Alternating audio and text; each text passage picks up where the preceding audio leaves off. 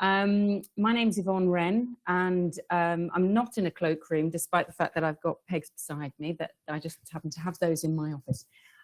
We're really pleased to welcome you to this session. We're all really looking forward to it, and I can see from your comments that you are too. So we have three speakers this afternoon, not this morning.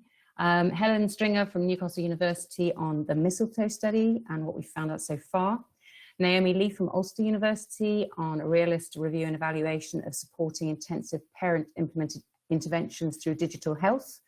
And also Lucy Southby and Hannah Chandler from Cambridge University and also from Bristol Speech and Language Therapy Research Unit, looking at intervention capacity to improve access to intervention for children with cleft speech characteristics. And the common theme for all of these children is, of course, speech sound disorder. I'm going to move quickly on because Helen's going to start and has 14 minutes. So I'm going to, while Helen shares her screen, I'm just going to give you a reminder to please put questions and comments in the Q&A. They come up quickly. I'll do my best to keep track of them. But I'm going to hand over to Helen now. Thank you, Helen.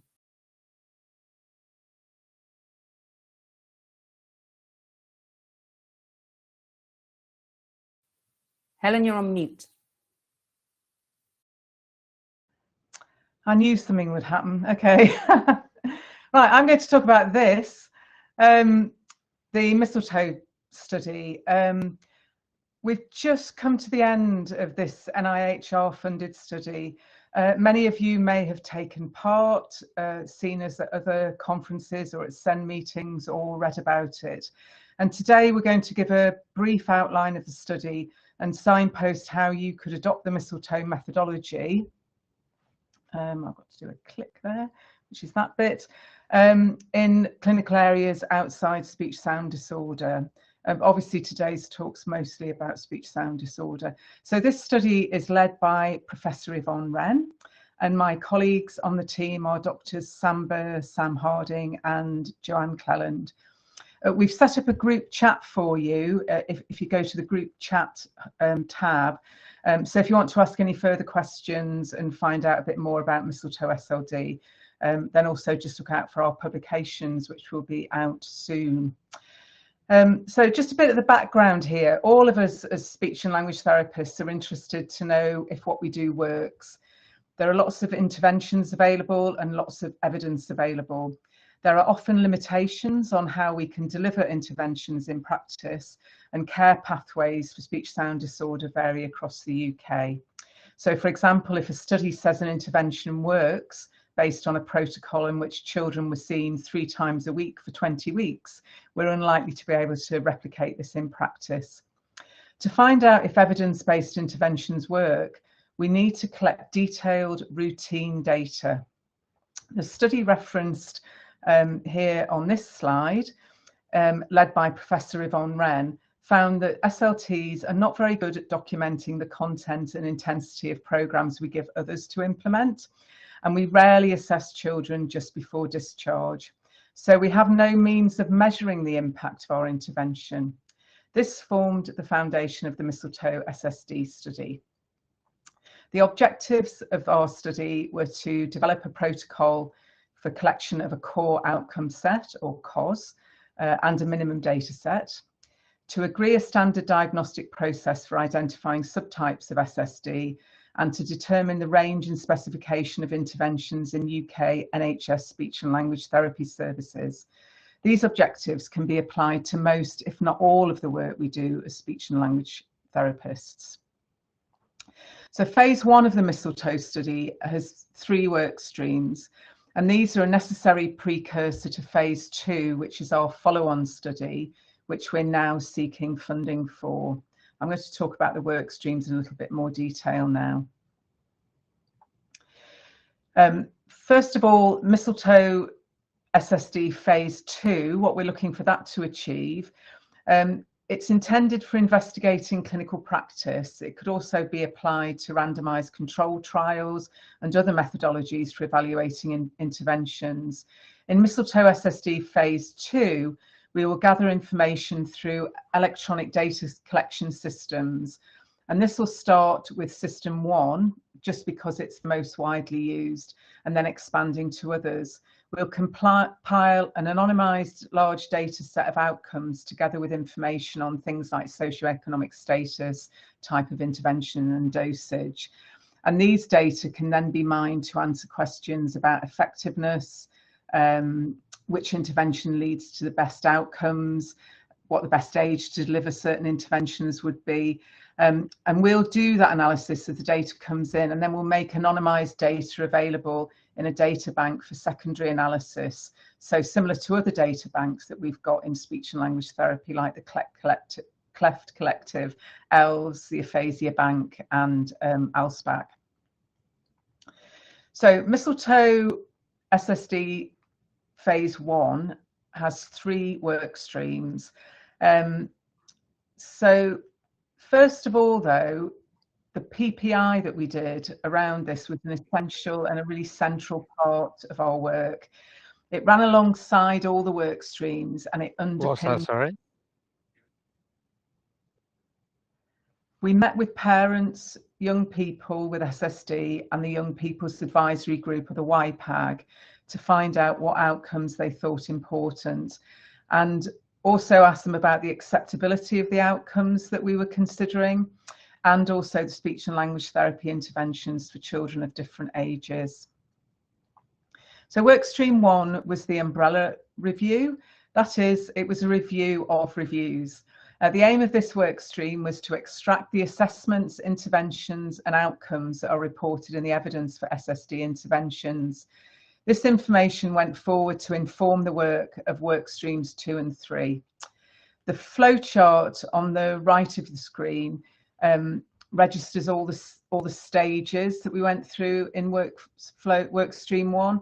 The number of papers we found, retained and mined for the assessments, the interventions and outcomes. This principle could be replicated in other clinical specialisms. From the umbrella review, we had 37 assessments that we identified, 46 interventions and 35 outcomes, and these all went forward into the rest study.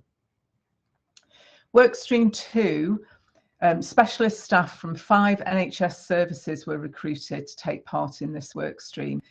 They took part in 2 participatory workshops, an online card sorting activity, and then a survey that was also taken outside of this core group to get a wider view. For all the speech and language therapy specialisms, these are the steps that you would follow to find out what labels are used in practice, and importantly, what they mean in each service. So firstly, to agree on an SSD classification system which reflects current clinical practice in the UK and supports the clinical decision-making process and is appropriate for large-scale adoption. So that was our first aim. And the second aim was to agree the definitions which are clinically relevant for the UK context for each subtype of SSD. And then to agree a diagnostic protocol which is feasible for the NHS for categorising children with SSD into the subtypes that we'd agreed at the previous phase. And finally, the aim was to compile a list of labels and descriptions of interventions used in UK clinical practice. And this was all sort of just as hard as you'd imagine, really. So briefly, we agreed that SSD was an umbrella term with a modification of Dodd's subtypes, which were slightly evolved to reflect how SLTs use them in practice. Defining the diagnostic terms may be easier to do for some areas of speech and language therapy clinical work than in others. In SSD, it still remains somewhat contentious, but even the SLTs in the study who may not agree with our final definitions all agreed that they would follow them. So one recurring theme in our study was that as a profession, we're really quite good at coming to a consensus. We're all working together for the greater good, really. With the SLTs who took part in the participatory workshops, we also established a protocol for initial assessment, which takes us from screening to a differential diagnosis, and which could also serve as a baseline for measuring outcomes. The type and severity of the child's SSD will dictate the assessment protocol for each child, as would be the case just in routine clinical practice. The DEEP is the only assessment for speech sound disorder that's standardised on a UK population. And although some SLTs think it takes too long to administer in a busy clinical day, the payoff for that time is that you get an accurate assessment that can contribute to accurate differential diagnosis and intervention choice. So we asked speech and language therapists to say if they would use any of the long list of the 46 interventions for the SSD subtypes, and 30 interventions were retained on that list to go forward into phase 3. So moving on to work stream 3, our aim is to develop a suitable core outcome set, or a COS, that can be used in everyday clinical practice to collect really, really detailed data for use in research to evaluate interventions for SSD. I had written extraordinarily detailed data there, but I find that difficult to say. A core outcome comprises a defined SSD outcome, an agreed way of measuring that outcome, an agreed statement of when that assessment should take place during the child's progress through the pathway of care for an SSD. So it's a slightly more complex thing than outcome would perhaps indicate. So the COS was developed using a Delphi process, and the Delphi techniques are useful and widely used technique in areas where expert consensus based on the panelists' experience and knowledge is required. It allows for a decision-making process in which all the contributors are allowed an equal voice, and the group consensus rather than any individual's opinion has most influence on the outcome. So most of the phases of this were completely anonymous, so that people felt comfortable in really just saying what they thought. So it's not necessarily aiming for everyone to agree, but getting as close as possible to agreement as feasible. So we recruited a UK expert panel and a smaller international panel from 9 countries. So in the UK, we recruited through research groups, universities and colleges and SENS, and some of you who are here today may have taken part. We ran a separate Delphi process for the international and the UK panels. In round 1 of the UK panel, we had 66 participants, and in round 2, we had 62, and 24 joined us for the online meeting, and many more people commented on the outcomes in an online Padlet. So the expert Delphi panel considered outcomes and outcome measures, and these are our agreed outcomes and outcome measures that will go forward into phase 2 data collection and evaluation of SSD clinical pathways. So this is what we asked them to do. In round 1 and the feedback round, we asked them to rate 30 outcomes according to how important they thought they were. So that was not important, slightly important, moderately important, very important, or essential. And we were aiming for 1 primary outcome. So we asked members to rate the outcomes in relation to how important they were for children and families and for speech and language therapists. And you'll see here that 100% agreement came on increased speech intelligibility. Then the 34 assessments were identified in the umbrella review, and we asked the panel members if they knew the assessment, and if they did, we asked them a few more questions. And we also asked everyone to tell us about assessments that they used that were not on our list. The DEEP was identified in round 1 as the assessment most suitable for measuring speech sound disorder. 100% of the panel members said they'd use it. 98 considered it suitable as a baseline, 98% considered it suitable as a baseline and outcome measure, and 95% considered it suitable for measuring progress. And in round 2, 19 outcomes were rated, and we considered the DEEP, the first assessment from round 1, and then 6 assessments which were suggested by the panel. And you can see in this table here that these are the assessments that we came up with through the consensus, with the addition of the Nephil dyspraxia assessment, to measure children with really quite unintelligible speech. So, and the intelligibility and context scale as the assessment for intelligibility, and the NAPA was the assessment for phonological awareness. So the minimum data set is the information we need. I've got a few seconds to go to help us make sense of the outcomes. So this table here is things like date of birth and age at collection point. So we can collect all of this through using system 1. Okay, that's me at the end. Sorry, I'm going to stop sharing my screen now. Thanks, Helen. That is the whirlwind tour through Mistletoe. Thank you so much. We are going to have questions at the end for all 3 speakers. Just before we move on to Naomi's talk, just to let people know, I know some of you can't hear this, and in which case me saying this is a bit pointless, but anyway, I am passing messages on to the tech team for those who can't hear. We've got a large number of attendees, and I'm therefore presuming that most people can hear, and we're getting some comments that are relevant to the content. But if I have suggestions for those who can't hear, I'll pass it on.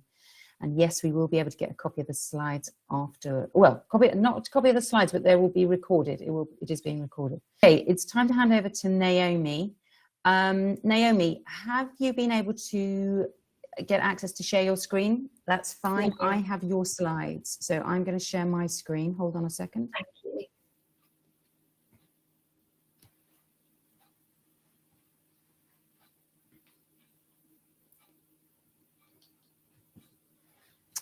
I'm trying to share my screen. Right, that is good. I can't see you now, but you can see this. Can you, Naomi? Can do, thank you. Okay, just tell me when to slide. I can't use the timer, so I'll need you to time. Okay. That's fine, that's fine. Thank you, Yvonne. So yes, I am Naomi Leaf. I'm a PhD researcher at Ulster University, and I'm here to talk to you about part of my PhD project, which is looking at developing a parent-implemented intervention supported through digital health for children with speech sound disorder. And just to acknowledge my fantastic supervisors, you can see on the screen Jill, Emma, Lawrence and Mark. And we've also got Angela Hasiotis, who is advising on the realist review aspect of this project. So next slide, please, Yvonne. So in the next 15 minutes, I'm going to cover a background of the project, a brief overview of the principles of realist methodology, and then the findings from the realist review that we've done and the realist evaluation, and then a snapshot of some next steps for the project as well. So next slide, please. So just as a background for the project then, so the main driver for this project, what we're aiming to do is co-produce a digital tool to support children with speech sound disorder to practice at home with their parents. And the main driver behind this is to increase the intensity of intervention that these children receive. So you can skip to the next slide. So the evidence base for intensity of intervention is the main driver, and we want to increase this intensity. So Warren et al. Created a framework for helping us to understand intervention intensity, and they suggested that there were several components involved. So the first is the dose, and then we've got the, which is potentially the number of trials that a child has in a session. We've got the frequency, so the number of times a child is maybe seen per week. And we've got the total intervention duration, which is how long they're seen for therapy overall. But the evidence base suggests that for children with moderate to severe speech sound disorder, if you click again, they should receive at least 50 to 100 trials per session. They should be seen for between 2 to 3 sessions a week. And they should also receive between 18 to 36 sessions in total. But we know as clinicians that this can be really challenging in clinical practice. And we know that there might be challenges with service delivery constraints, but also with family factors, accessing appointments several times in a week. So maybe child fatigue, might be travel aspects that impact on this, and we might have scheduling appointments. And the practicability of children coming to twice weekly sessions can be a challenge. So we know what the potential problem is, if you go to the next slide, but we're thinking about possible solutions. And one possible solution is that we can support parents to deliver intervention at home through a digital tool to increase the intensity of intervention that these children receive. If you skip again. And this is our solution. And once more. So we know from the evidence that parents and carers can competently deliver intervention at home when they're trained, supported and empowered by a speech and language therapist. And we know that this home practice can actually increase the intervention intensity that these children receive. And if you press again, we know that digital tools can also help increase the home practice, as digital games are motivating for children, and we know that digital health is increasing due to helping with convenience and maybe accessibility to services as well. So if you skip once more. So if we're looking at an intensive digital parent-implemented intervention for children with speech sound disorder, the question that we really want to know is what works for whom, in what circumstances and why? So that's the question that we're asking. And in order to answer this question, we've used realist methodology. And you might be thinking, but what is realist methodology? So if you skip again twice for me, Yvonne. Realist methodology is an approach that we use when we might be reviewing or evaluating a complex intervention. And it might be a complex intervention that involves several different components or behaviours, or maybe variability in outcomes. And the idea with realist methodology is that we want to develop explanations about the underlying factors that cause an intervention to work in certain contexts and not in others. So we're asking certain questions in a realist approach. So if you could click a few times. So we're asking why, how, who, and in what context does this intervention work? And by asking these questions, we can help look at what's going on underneath the surface of an intervention, and to look at why it might be working in certain contexts potentially, and maybe not in others. So if you click once more. So another way that we might look at it is that in certain approaches, we might look at an intervention, and then if you click twice, and we might be looking at the outcomes. So in one approach, we might be thinking, how effective is an intervention? What's the intervention and what are the outcomes that we can see? But in a realist approach, what we want to do is look at what's going on underneath. So if we think about this as almost like a mixing pot going in for the intervention, if you click again for me, Yvonne. So here we've got our mixing pot, and we want to know what are the active ingredients that we're putting into this mixing pot. So we've got two yellow boxes you'll see. So these might be the ingredients that we're putting into the intervention. And in a realist approach, we might call these mechanisms. So what is it that we're doing underneath the surface? And then the green bubbles that you see coming up here might be how people respond to those mechanisms that we're putting in.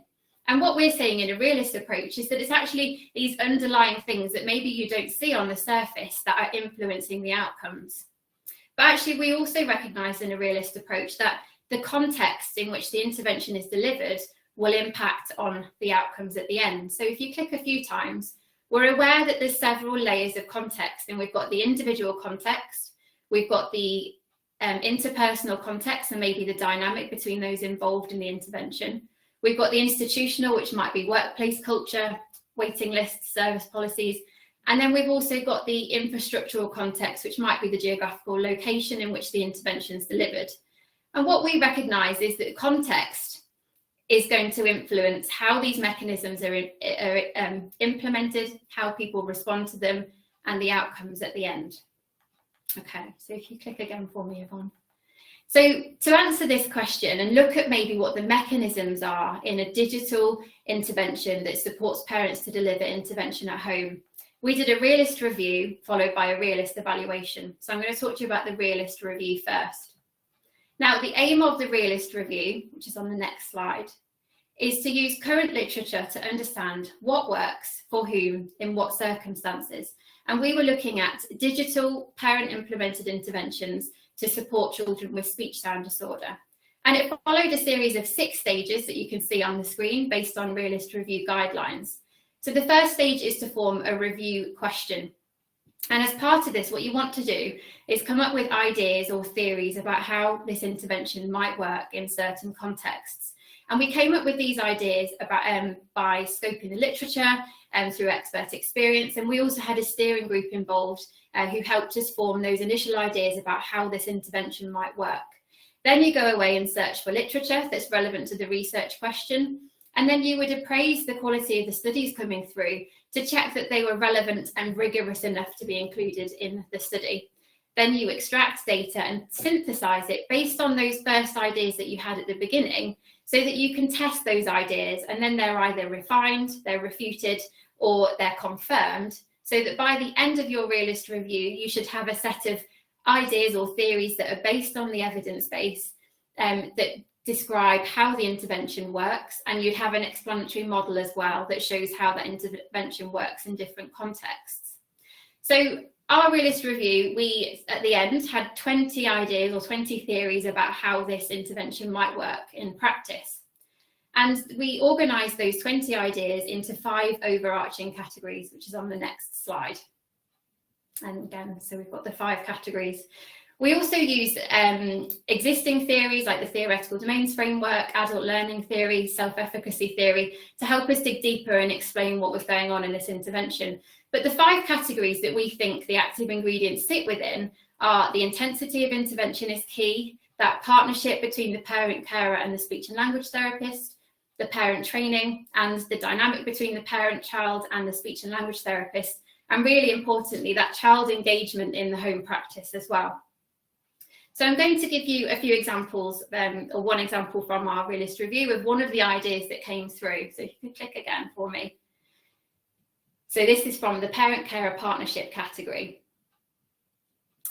So we can see the intervention at the top here, which is the parent-implemented digitally supported intervention for children with speech sound disorder. And the literature suggested that some of the outcomes could be that parents and carers are more involved in practice, that it increases the frequency of home practice and therefore the intensity, and that this intervention maybe could help parents deliver intervention as part of daily routines, which supports generalisation and maintenance of progress. So if we're thinking about that mixing pot again then, so we know what the outcomes might be, but what are the ingredients going in that potentially lead to these outcomes? So if you click again for me, Yvonne, here's the mixing pot. And on the next slide, so one of the active ingredients is that if speech and language therapists are responsive to the parent or carer, and if they're flexible to them as well, based on their home circumstances and their priorities and what else they've got going on in their lives, that this potentially, if you click again, increases parents' belief in their capabilities, increases their sense of optimism, increases their motivation, and potentially reduces their sense of burden when they're asked to practice at home, because it fits in with the other commitments that they have going on in their family life. We're aware this goes and sits within a context as well. So the context of the family and other commitments that they have going on and their priorities will be something that will influence how a parent might respond to being asked to practice at home. Okay, so if you click again for me, Yvonne, then, and once more. So just as an overview of the 5 overarching categories then, we know that customisation and personalisation is key, and that intensity is key to enhancing deep learning to facilitate faster and more sustained progress. You'll notice that digital tool doesn't have its own category, and that's because we're viewing it as an enabler to support our active ingredients. It doesn't deliver the intervention on its own. Okay, so the next slide for me. So our next step was to do a realist evaluation. And if you click again, you'll see the aim of the realist evaluation is to develop, evaluate and refine the theories from the review through discussion with speech and language therapists and parents and carers of children with speech sound disorder. So we wanted to present our findings from the review and see how that sits with those key stakeholders. So if you click again, so we did focus groups with speech and language therapists and with parents and carers of children with speech sound disorder, and we used realist interview techniques to do this. So on the next slide, you'll see an example of what we presented in one of the focus groups. So in a realist interview is kind of create a learner cycle. So we want to, as Ray Pawson says in realist methodology, we want to, I'll show you my theory if you show me yours. So we shared some of our ideas with them and asked them to vote and whether they agreed, disagreed, or thought that idea needed refining, and use this as a basis of an in-depth discussion so that we can add richness to these theories about how the intervention works. So just to give you a snapshot of some of the findings then, if you go to the next slide, so we mapped our findings to the 5 overarching categories from the review, and the thinking coming through is really interesting. We've added and refined to our ideas about parent training and how adult learning theory is key, and how observation, practice, feedback, and a chance for parents and carers to reflect on their learning really helps empower them and build on what they've learnt. And personalisation for both the parent, carer and the children is key in all of these categories. I'm going to give you 2 examples. So if you click again, from the child engagement category, one key thing coming through is that if we can offer, as part of this intervention, personalised rewards that maybe build toward an end goal for the child. So thinking about, this might start with praise and positive feedback, and that might build towards a bigger reward that they've chosen. So collecting assets to get to that reward gives them a sense of achievement. It's motivating for them. It gives them a sense of pride. It increases their confidence and maybe they want to try again. And it feels purposeful for them. And it's these things that potentially then the outcomes at the bottom would that they'd maintain their effort, have more sustained engagement and potentially higher intensity because they want to keep practicing. This sits within the context though, in the blue box, of their own interests. What are they interested in? What do they like to do? And we need to make sure those rewards are personalised to those interests. So next slide for me. So we've got an example of the parent partnership category. I'm just going to finish with this example. With the context, it might be that parents come in and they're overwhelmed and they've never had an appointment before with a therapist. So we know that if the therapist can spend dedicated time discussing expectations and being open and honest about what they're able to offer, and if they emphasise what the parent's expertise is within this kind of role of parent implemented intervention, those mechanisms potentially then lead the parent to feeling increased belief of their capabilities, confidence, empowerment, and accountability of roles. So they'll see them coming up in the green bubbles if you keep clicking them on. So these are potentially the responses that parents might have from this, these active ingredients. And the outcomes at the end might be shared expectations and understanding between the therapist and the parent and carer, a platform for asking questions, and potentially increased parent engagement at the end. So the next steps for the project then, I'll finish here, is we want to use this information to co-produce a digital tool with parents, carers, therapists and with children, so that we can develop this digital tool, which will likely be an app, to support them to practice at home. And by the end, we want a prototype of the resource and a checklist for therapists to identify the readiness of parents. Okay, and then the final slide is just some concluding thoughts then from this presentation, is that I hope you can see that contextual factors really influence outcomes, and complex interventions are more likely to be effective in certain situations than others. And we need to consider that. And also thinking about that some of the active ingredients of interventions aren't observable. And so some of the implicit skills that therapists have in coaching and training and supporting carers, parents and carers is key. And we might not always know that we're doing those things, but those are the things influencing the outcomes. Okay, thank you very much. So I'll welcome questions at the end. Thanks, Yvonne, for doing that. Lots of clicking. These are references on the slides. Great. I've now got to work out how to stop sharing, which is, has that stopped sharing? No, that's still sharing, isn't it? This is the challenge. Right, well, while I'm working out how to do that, please add your questions to the Q&A. I've lost everybody now. Oh, there we go. Yeah, please add some questions. So we've got some comments, which is great. It'd be really great to have some questions as well. I'm going to hand over now to Lucy and Hannah. And we see Lucy clearly there in the picture, and Hannah might want to get a little bit closer so we can see Hannah as well. And hopefully you can share your screen, and then you don't need me to share your screen, so you should be all right. Can you do that? Can you share your screen, Lucy? There we go. Marvellous. I shall hand over to Lucy and Hannah. Oh, thanks, Yvonne. Yeah, so Hannah and I are going to talk you through today a quality improvement project that we did in the SLT team as part of the East of England Cleft Lip and Palate Service.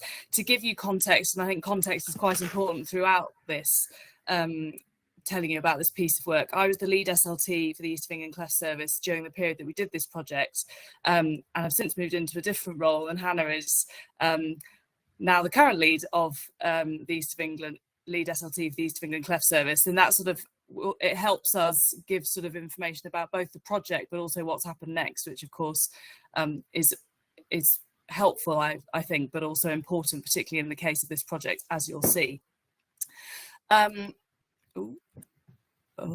Sorry, just need to move on. There we go. Okay. So to give you some background, so the Cleft Centre SLT team in the East of England, and this isn't probably unique to the East of England Cleft Service. It's a small speech-language therapy team in the regional centre that covers a wide geographical region. So in the case of the East of England, that's 6 counties that the SLT team is covering. A huge amount of the Cleft Centre SLT time is spent doing specialist assessment in uni and multidisciplinary clinics, and so historically there's been very limited time for providing intervention for children with active cleft speech characteristics. So again, historically, therapy from centre speech language therapists was generally only possible to provide on a very ad hoc basis, mainly involving diagnostic therapy, which is where we're doing specifically doing therapy to try and understand if children might need further surgery or therapy, so which is so slightly different to doing ongoing therapy for active CSCs only. And so generally the children with active CSCs requiring speech language therapy intervention were being referred out to colleagues in the community services.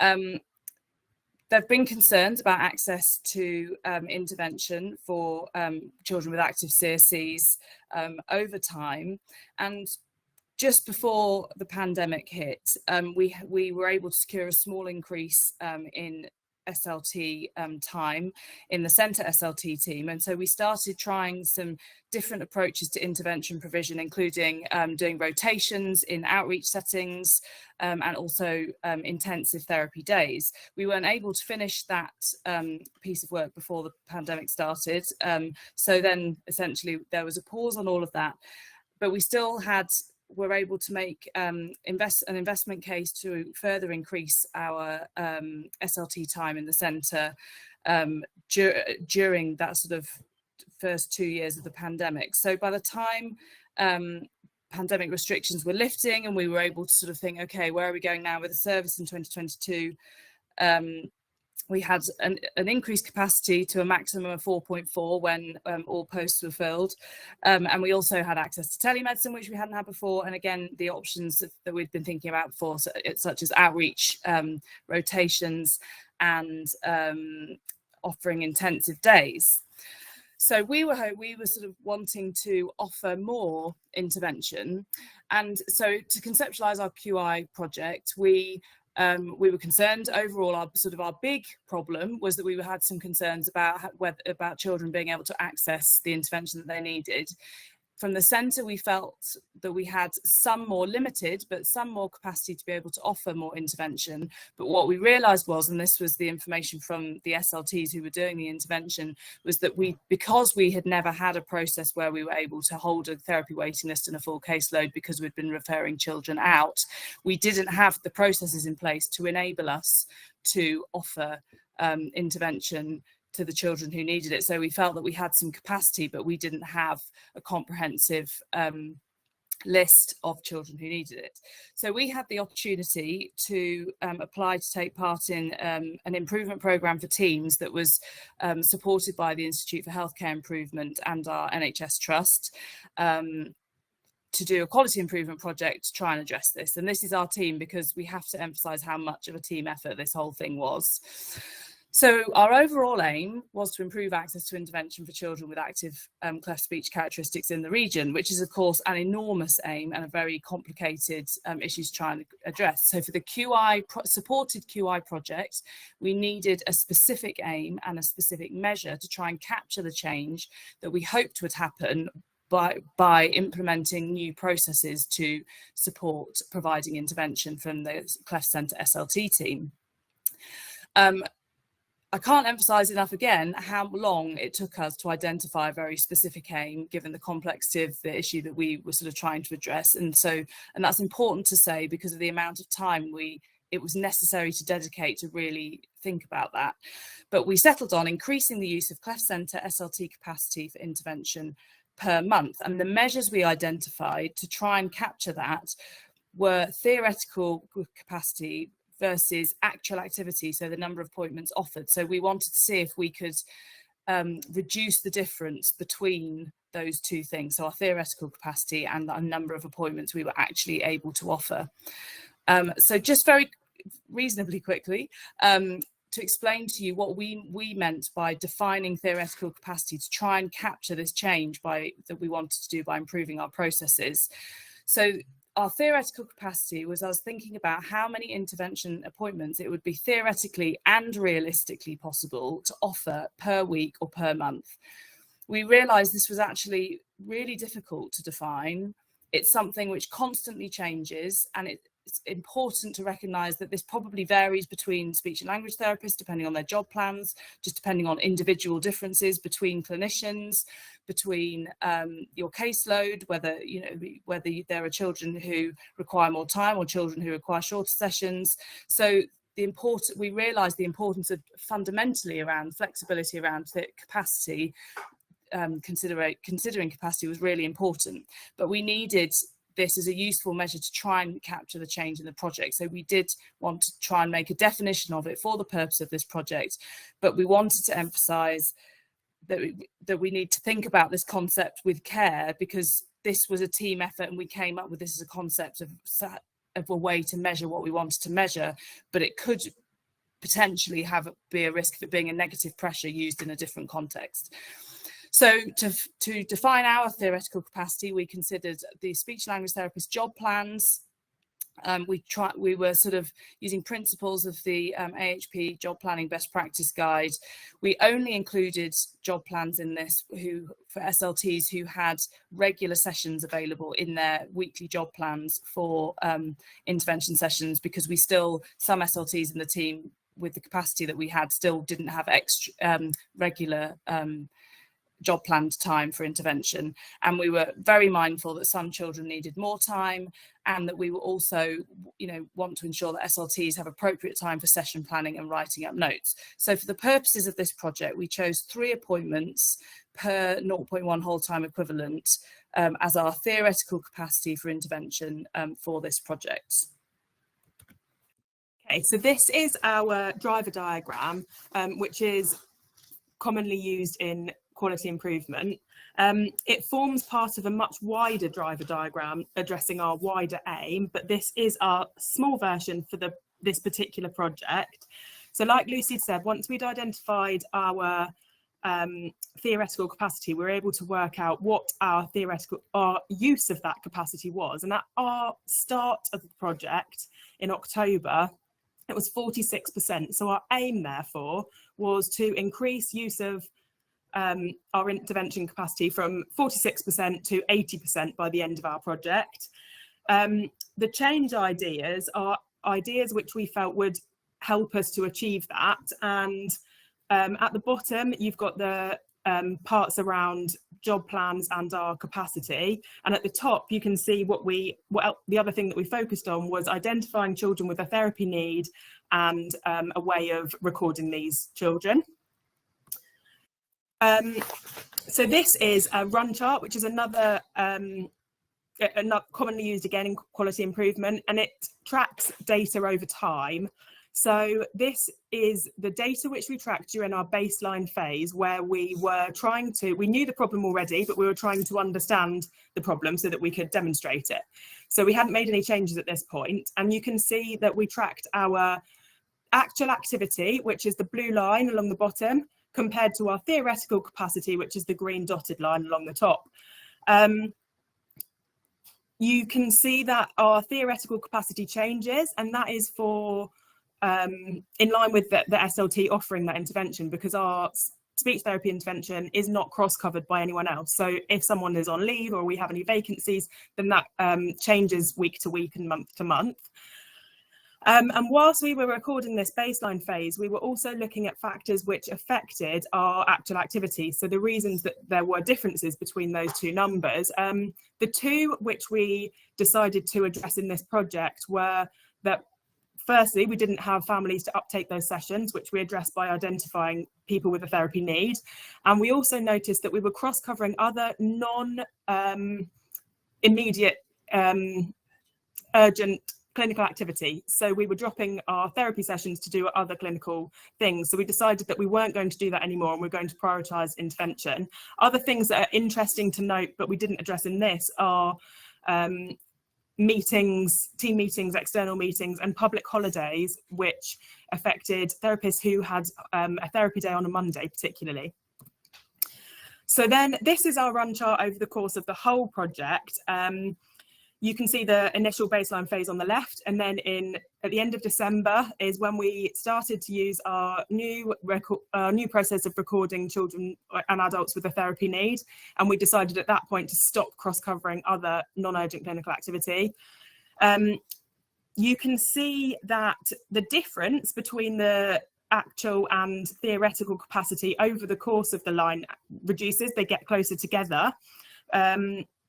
You can also see an interesting, with the red circle area around the April and May time, where we significantly exceeded our theoretical capacity. And that was really interesting for us. So we looked back at that to try and work out what had happened. And it was a period of school holidays.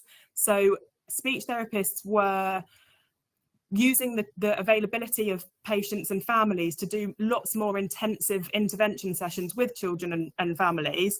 But then we have to account then for that time of exceeding expectation almost, in that it then comes afterwards a time where you don't meet your theoretical capacity. So it has to balance out in order to allow therapists to do their admin time, but also so that they don't burn out.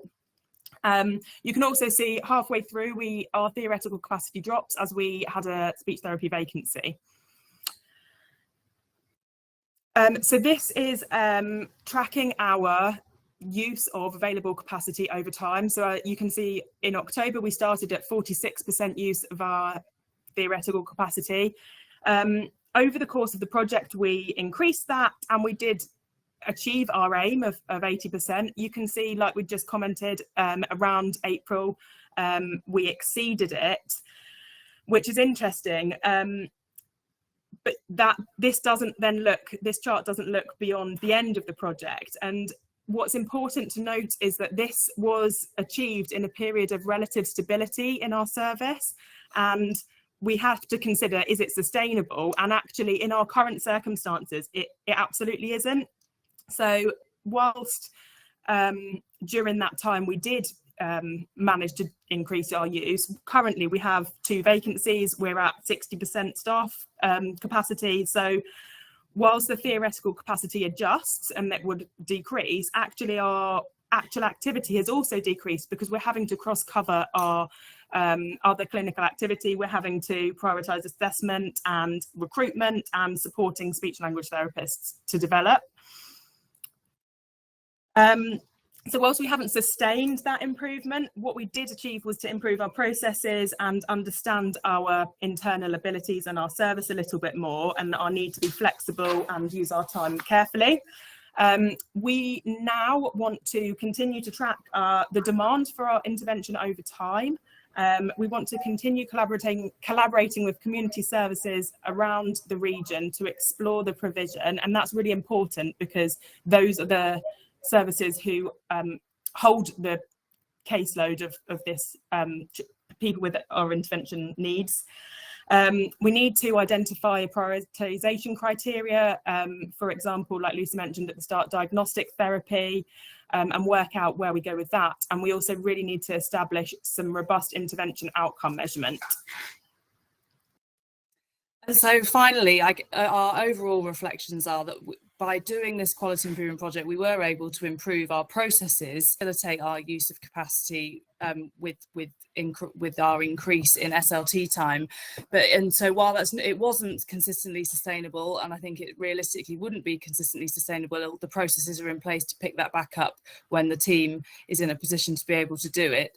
We improved our understanding of capacity as a concept, and that was a really interesting exercise to really see how variable capacity is, what impacts on it, and the need to be flexible in how we consider it as a concept. We all learned quality improvement methods which could be applied to many challenges in clinical services and in other areas, which enabled us to make a start on addressing a complex issue. And certainly from my perspective, I wish I'd known about quality improvement methods sooner, because it really enabled us to feel able to address something quite complex. And it was really interesting learning about the iterative nature of QI, learning and changing as we went along. Every time we've thought about this, we've reflected again and learned something else. But again, we want to emphasise how much time we just had to be able to commit and to plan it at the beginning, which I think is what was really needed. It sounds easy when we say we identified an aim, but that was challenging, and I think that's a takeaway message, is to protect some time to be able to do that if addressing a complex problem. And then we just really need to acknowledge Cambridge University Hospitals and our divisional leadership for enabling us to do the programme, the IHI for their support, and we had a specific mentor in Karen Turner from the IHI who really supported us to problem solve our way through this project. Thank you very much. Brilliant. Thank you, Lucy. Thank you, Hannah. Great. Okay, three very different presentations. Well, three presentations looking at very different things, are all related to speech sound disorder. So thank you to our four speakers. Also, just thank you all for your comments. A lot of you have said very positive and encouraging things, and it is nerve-wracking presenting. It's nerve-wracking presenting in person, and it brings a whole different challenge doing it virtually and trying to cope with all the technical things. And everyone's had to cope with some last-minute issues as well. So thank you for those of you who've been encouraging. We really appreciate that. There are a few questions that I can pick up on. We've got 8 minutes for questions. Some questions have been answered in the chat, so I'm going to not go over those. Please do add questions relating to Hannah's talk, and it's not too late to add anything relating to Naomi or Helen's either. So I'm just trying to get the questions that I have up. So Naomi, we've had a few questions for you around the digital tools. Was there a particular tool that you used, or are there ones you would recommend? Yeah, there were a few questions around that. Thank you. I think, yeah, so to make it clear, perhaps I didn't say right at the beginning, so our aim is that we want to go on to co-produce a digital tool by the end of it. So it's not based on a digital tool that already exists.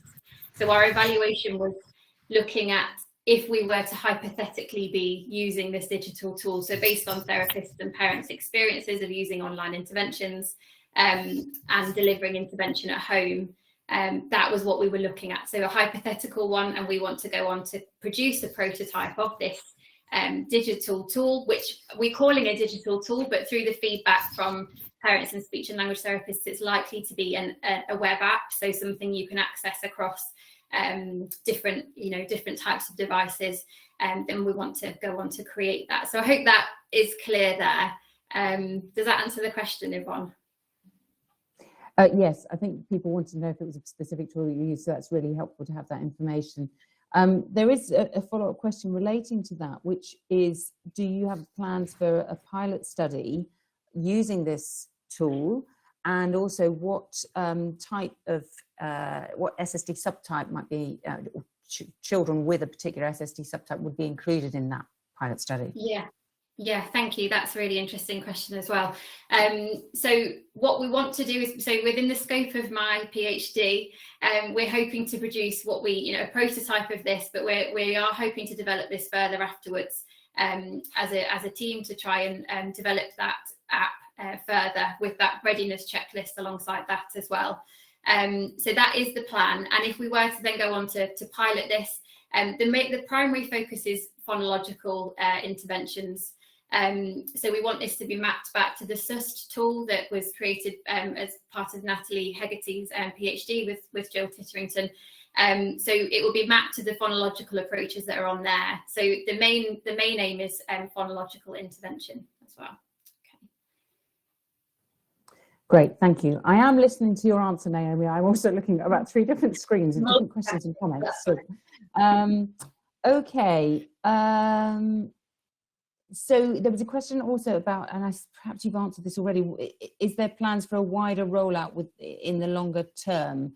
And I suppose, you know, you've just described the plans for the pilots, so I think that's perhaps, yeah, they can't do the wider rollout until you've done the earlier stages. So, but I suppose, well, I guess the question therefore is, what is the longer term ambition for this? I think long term, it's something that, you know, from the feedback we've had, it's something that parents and carers and speech therapists would be really interested in having in clinical practice, to alongside the support that the speech and language therapist is offering. So it's definitely something that we want to go on to develop. I think app development is a big scale thing to do, and I think so within the scope that we have at the moment, we are wanting to develop this prototype. And we want it to be co-produced. So I think that's why, you know, it's really important that we've had the parents and the carers and the speech therapist involvement in that, which is a, you know, a timely process to go through with them. So yeah, but the ultimate aim is that we do want to develop this further afterwards, that hopefully then that can be used in services in the future. Brilliant, thanks Naomi. I think the message there is, you know, doing the just way, such as you are, it just takes a lot of time, doesn't it? It really does. Okay, there's a question for Helen. Wait, Helen, you've just answered that quicker than I could get to it. So did you want to just talk through the question about the DEEP and the Nuffield? Do you want to just answer that verbally, Helen? I will answer it verbally. The DEEP assessment we agreed was going to be used like for all children, and from the DEEP screen you would pick up either the phonology or the inconsistency or the articulation, or combination of phonology and articulation. But for children who we suspect have got childhood apraxia of speech, then we are recommending the Nuffield assessment.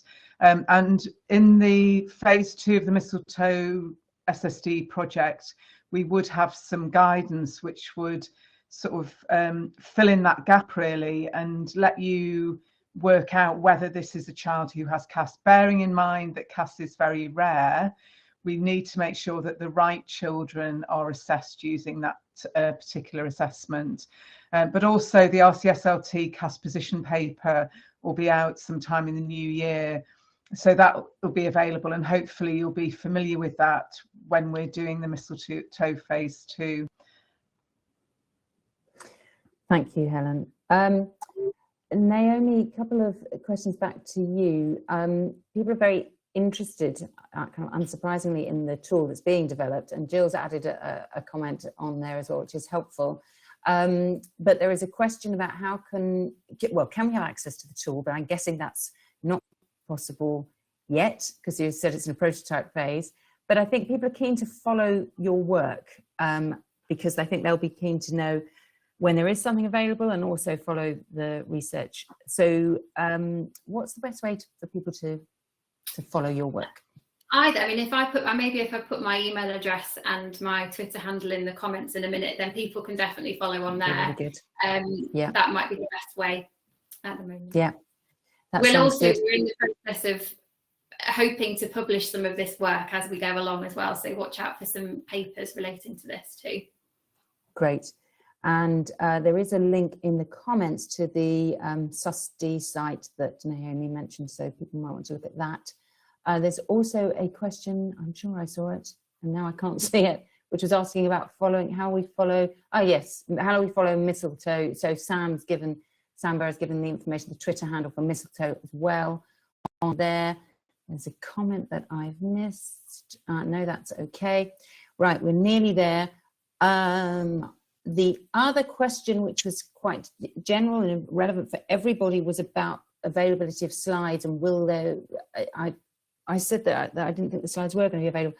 Be honest, I don't know. I know the recordings are going to be available. I don't know that, well, I don't think the slides are going to be made available. I hesitate to say contact the presenter, because there are a lot of you on this in this session. But what I would say is there's quite a bit available online now, increasingly, and via Twitter and things. So if you really do want the slides and you're going to use them, then you could contact the presenters. But it is, yeah, there are a lot of you. Final point there. There does seem to be a range of apps not developed by SLTs. I wonder if anyone has looked at these or looked at partnering with some of these developers. I mean, apps, games to work on speech sound disorders. So Fiona, if it's okay, I'm going to answer that briefly, and then perhaps others might want to chip in. I agree, there are loads, and there are lots that are developed by various groups of people and by tech developers. And no, they haven't all been robustly tested, and that doesn't mean to say they're not going to work or not going to be good, but the reality is we won't know, and we don't have that evidence. And there are so many of them, we're never going to really keep pace with how fast the apps can be developed faster than we can evaluate them, which is a challenge. And Naomi, I don't know if you want to add something to that. I think, no, I agree. And I think there are lots out there. I think, like you say, I think it's looking at what context do they work in. I think that's the key thing that we're looking at. How will it work in various different situations? But yeah, there are loads of apps out there that potentially get developed and then don't always get used, or they're used for a short time and then. But I know that there are this, it's Save Bananas is a new app that Sharon McLeod, the team in Australia, are working on, which looks fantastic. So that's another app that's in development at the moment for children with apraxia of speech. But there are lots of different things out there. Yeah, and Save Bananas is definitely being developed in a robust way. So yeah. Okay, we are 11 minutes past 4, so we are going to stop. Thank you for joining us. It's been a really great set of presentations, but also great engagement from you through the comments and the Q&A, and I've been struggling to keep pace. That's really nice. That's how it should be. So yes, we're going to end the meeting now. Enjoy a cup of tea, a cup of coffee before we join the final keynote. Thank you for joining us. See you soon.